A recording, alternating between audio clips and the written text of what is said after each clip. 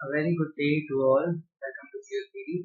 Today I will tell you that how we have made this panel from our printer. So here's a video of that.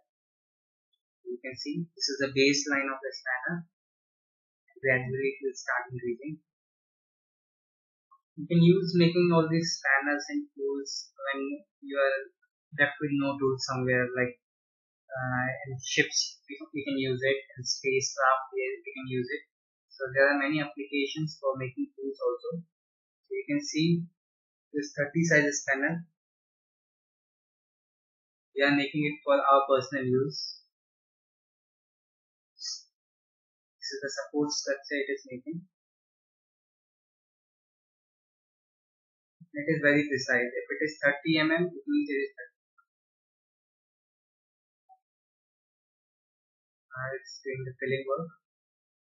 I'm giving it the final touch.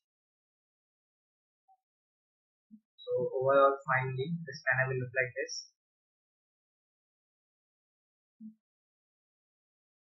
Thank you so much.